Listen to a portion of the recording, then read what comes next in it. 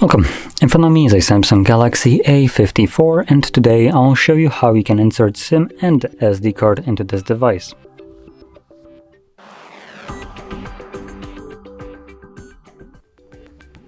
Now to get started, I will actually mention that I don't think this phone has a SD tray, but I'll figure out in a second once I open it up.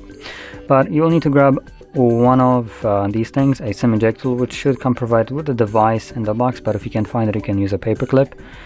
Straighten out one of the ends and it should work just as well. Now the reason you need this is because you need to pop out the tray, which is located at the top of the phone right here. You can see this little tiny little pinhole. Using this tool, I'm going to push it in and the tray comes out. Now it looks like we actually have SD card support on the bottom side. Now this doubles as a SIM tray as well. So if you're planning to use two different SIM cards at the same time, you would place one of the SIM card at the bottom of the tray, like this, and then another one obviously goes on the other side right here. And here I'm gonna place the SD card.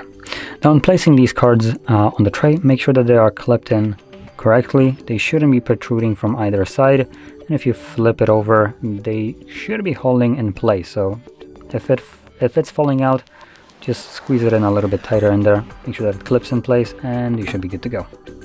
And there we can slide it back into our device, and both of these cards should start working almost right away. So give it a second, and it just found reception.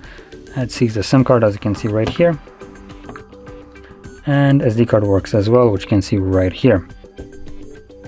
So there we go.